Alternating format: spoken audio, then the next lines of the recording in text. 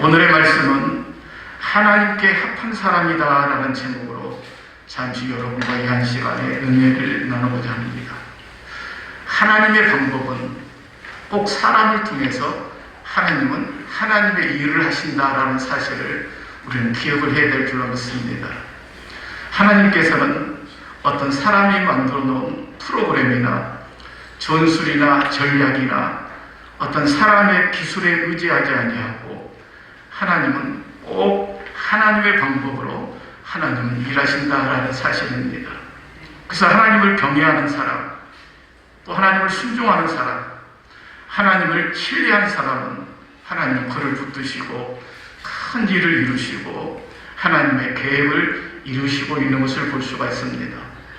하나님은 그러나 하나님의 마음에 맞지 않은 사람에게는 절대로 하나님은 바로 응답하지 아니하시고 하나님의 맞는 사람이 나타날 때까지 하나님은 기다리시고 묵묵히 참고 계시고 있는 것을 볼 수가 있습니다.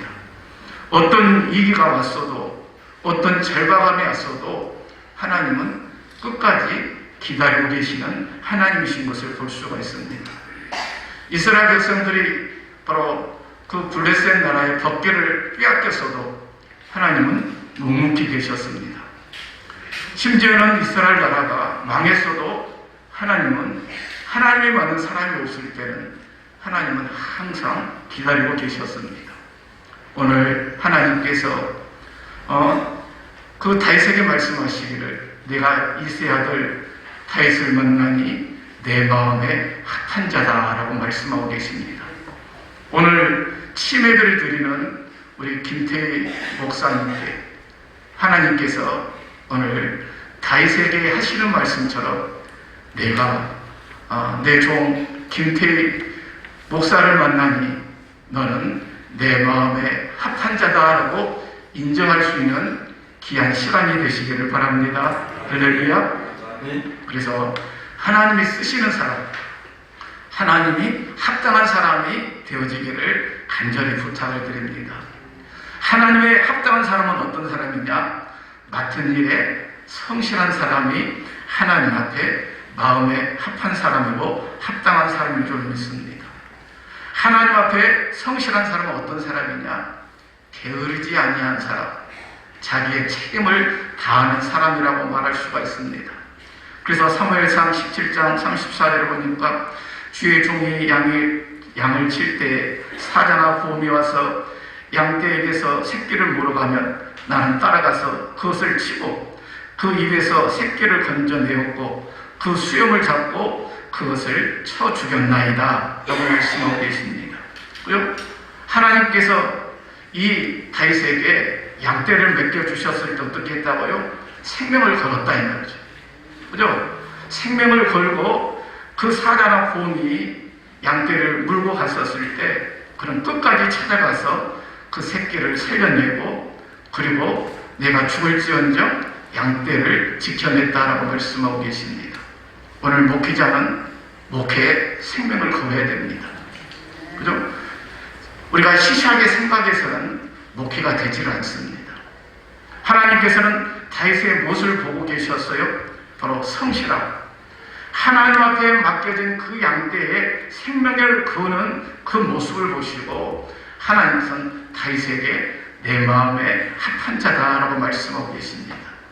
목회자가 내 양을 위해서 내 목자를 위해서 생명을 걸어야만이 그것이 하나님 앞에 합한 자가 되어줄 수가 있고 하나님이 그 사람을 들어 쓰신다라는 사실입니다. 오늘 취임하는 김태희 목사는 진짜 오늘 나한테 맡겨진 이 충주교의 그 양떼, 충주감리교의 그 양떼를 내가 생명을 걸고 하나님 앞에 그 양떼를 위해서 몸부림을 치고 그 양떼를 위해서 내 생명을 바쳐 바로 죽도록 하나님 앞에 헌신하고 충성하는 목회자가 되기를 간절히 부탁을 드립니다. 하나님께서는 적은 일에 충성하는 자에게 큰 일도 맡겨주신다고 말씀하고 계십니다.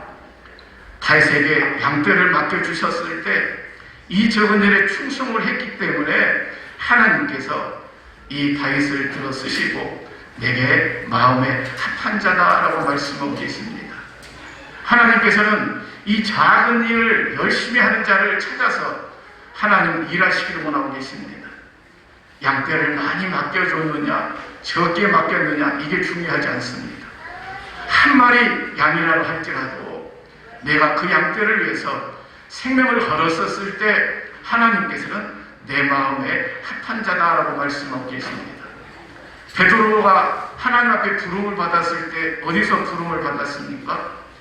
바로 고기 잡는 현장에서 자기 일을 최선을 다했을 때 하나님께서는 베드로를 고기 잡는 어부가 되게 하리, 고기 잡는 어부가 아니라 사람을 낚는 어부가 되게 하리라 하고 하나님이 부르셨습니다. 하나님이 마태를 부르실 때 어디서 부르셨어요? 마태가 열심히 세금을 걸어들인 그 현장에서 하나님은 바로 마태를 부르셨습니다. 하나님의 일을 게으리하거나 나태하거나 자기가 맡겨진 일에 책임을 다하지 못한 사람은 하나님 앞에 합당한 사람이 되어줄 수가 있는 것입니다. 우리 사랑하는 여기는 우리 모든 여러분들도 하나님이 나한테 무엇을 맡겨주었든지 간에 하나님 앞에 최선을 다하고 책임을 다하고 열심을 다하는 여러분들이 다 되시기를 바랍니다. 여기서 말하는 최선은 무엇을 얘기해 주고 있냐?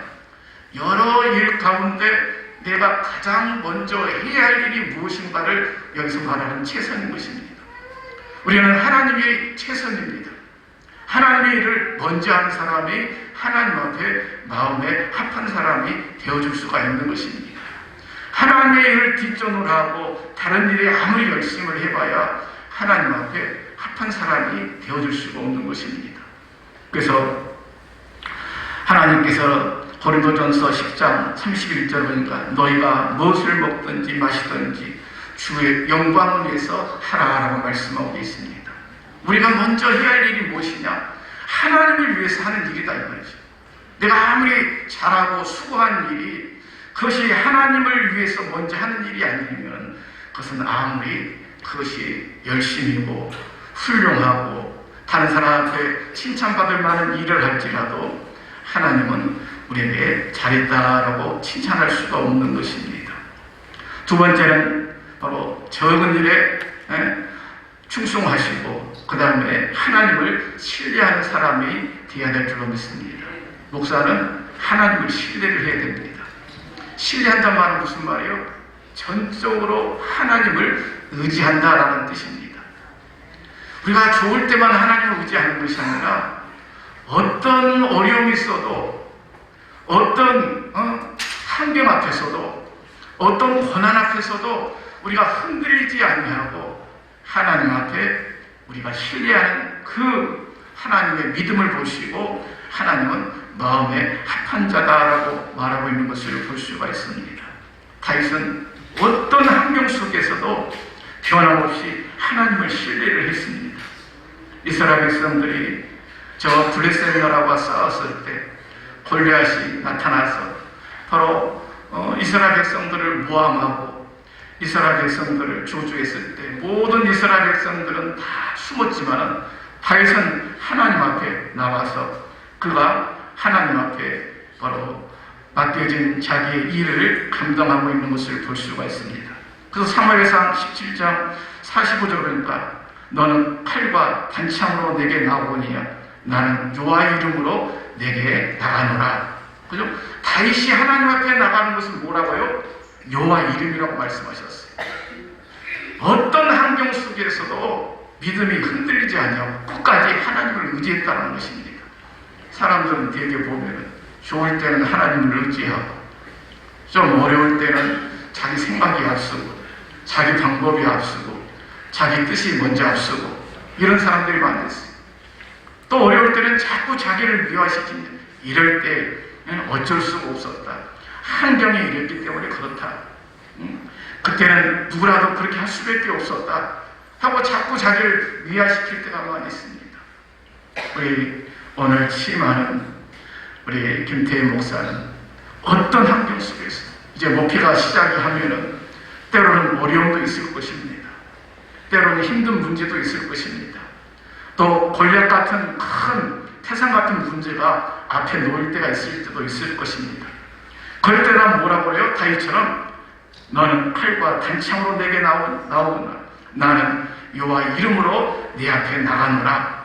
하나님을 전적으로 의지하셔서 하나님 안에서 다 승리하시고 하나님이 함께하는 우리 바로 귀한 우리 모든 여러분들이 되시고 우리 새로 취임하는 김태희 목사가 되시기를 바랍니다. 그래서 하나님의 사람은 끝까지 하나님의 이름을 더럽히지 아니한 사람인 것입니다. 하나님의 영광을 위해서 쓰임을 받는 사람이 하나님의 사람인 것입니다. 우리 모든 여러분들이 끝까지 하나님을 의지하는 우리 모든 여러분들이 다 되시기를 바랍니다. 하나님을 의지한 것은 환경에 따라서 변화되어진 것은 그것은 하나님을 의지하고 신뢰한 것이 아닙니다. 끝까지 우리가 어떤 어려움 속에서도 하나님을 의지하는 우리 모든 여러분들이 다 되시기를 바랍니다. 마지막 세 번째로 보면은 하나님의 은혜 받는 사람이 하나님께 마음을 합한 사람이다라고 말씀하고 계십니다. 은혜는 뭐예요? 바로 성경에 보니까 카리스라라는 말이 나옵니다. 이 말은 무슨 말이에요? 바로 하나님의 축복이다. 또 하나님 앞에 모든 공로를 돌린다라는 뜻입니다. 우리가 은혜 받은 것은 내 것 때문에 은혜 받은 것이 아니요. 내가 나된 것은 다 하나님의 은혜다라고 사도 바울이 고백한 것처럼 이제 여기 있는 모든 여러분들도 공로의 사상을 다 버리고 하나님 앞에 은혜 앞으로 나올 수 있는 우리 모든 여러분들이 다 되시기를 바랍니다. 다윗이 하나님 앞에 부름을 받는 것은 하나님이 다윗에게 마음이 합한 자다라고 얘기한 것은 하나님은 다윗이 뭐가 훌륭하고 교육을 많이 받고 역량이 크고 그래서 하나님이 부른 게 아닙니다. 무조건적인 하나님의 은혜라는 사실입니다. 우리 여기 있는 모든 여러분들도 도저히 우리가 구원을 받을 수 없는 죄인이었지만 하나님의 은혜로 우리가 다 하나님 앞에 제사함을 받고 하나님 앞에 나올 수가 있는 믿음의 길로 우리 하나님이 인도하셨습니다. 우리 모든 여러분들은 이제 우리가 다 하나님 은혜에 돌아오셔서 이제 우리 새로 취임하는 김태희 목사를 목사로 우리가 받아들이시고 또 서로 섬기고 서로 돌봐주고 힘쓰는 아름다운 목회가 되어지기를 간절히 부탁을 드립니다. 그래서 목사는 바로 성도를 섬기고 성도는 목사를 섬기는 그런 아름다운 목회가 되어지기를 간절히 부탁을 드립니다. 하나님께서는 다윗의 생애를 통해서 은혜를 베푸셨고 하나님도 항상 다윗과 함께 하셨습니다. 다윗이 무슨 스케일이 커가지고 하나님 앞에 인정받은 게 아닙니다. 다윗이 무슨 열정이 있어서 하나님 앞에 인정받은 것이 아니에요. 하나님께서는 다윗이 많은 권력이나 재물을 가지고 있어서 하나님이 다윗을 쓰신 게 아닙니다. 하나님은 무조건적인 은혜로 하나님 우리를 부르시고 하나님께서 다윗을 세우셨습니다. 여기는 우리 모든 여러분들도 하나님 은혜로 우리가 하나님 앞에 구원을 받고 하나님의 사람이 됐습니다. 오늘 새로 취임한 우리 김태희 목사도 하나님의 은혜로 바로 이 충주 감리교회 목사가 되셨습니다. 피차 우리 서로 은혜 받은 사이입니다. 나도 은혜 받고 목사님도 은혜를 받았으니 여기 우리 모든 여러분들이 서로 섬기고 서로 사랑하고 서로 받들고 그래서 아름다운 우리 충주 감리교회가 되기를 간절히 부탁을 드립니다.